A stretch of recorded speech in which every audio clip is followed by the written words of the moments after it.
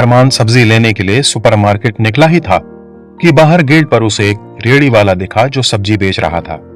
उसने अरमान से कहा, साहब कुछ सब्जी ले लीजिए। अरमान ने कहा, मैं सब्जी लेने सुपरमार्केट जा रहा हूं क्योंकि मुझे वहां से और भी दूसरे सामान लेने हैं। सब्जी वाले ने कहा, साहब अगर आप सुपरमार्केट से सब्जी ना लेकर मुझसे सब्जी लेंगे तो आपको 5 फायदे होंगे। उसके ये बोलते ही अरमान ने बड़े गौर से सब्जी वाले को देखा जिसने एक मैली सी कमीज पहनी थी और वह 2-3 जगह से सिली हुई थी और कमीज को छुपाने के लिए उसने ऊपर से एक गमछा भी डाला हुआ था। उसने पहला फायदा बताया, साहब आपको इन सब्जियों के लिए जीएसटी नहीं देना पड़ेगा।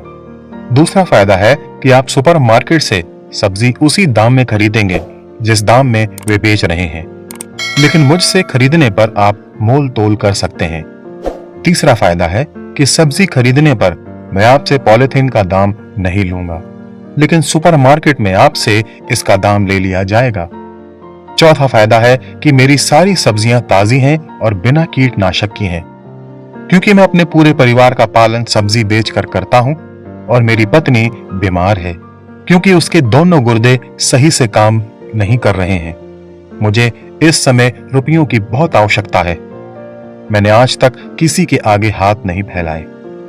आप जब सब्जी मुझसे खरीदेंगे तो उसमें से कुछ रुपये निकालकर मैं अपनी पत्नी के इलाज के लिए रख लूंगा। 5वां फायदा यह है साहब, ऊपर वाला आपको इसका प्रतिफल अवश्य ही देगा। बोलते बोलते उसके आंखों में आंसू आ गए थे और अंत में अरमान ने उस सब्जी वाले से ढेर सारी सब्जियां खरीदी और निश्चय किया कि अब वो रेड़ी वालों से ही सब्जियां लिया करेगा। दोस्तों, इस तरह कितने लोग हैं जो अपनी प्रतिदिन की जरूरतों को पूरा करने के लिए हम पर निर्भर होते हैं। तो आइए आज से थोड़ा इन लोगों के बारे में भी सोचने के लिए अपने आप को तैयार करें। बाइबल में लिखा है, उदार प्राणी हष्ट पुष्ट हो जाता है और जो दूसरों की खेती सींचता है उसकी भी सींची जाएगी।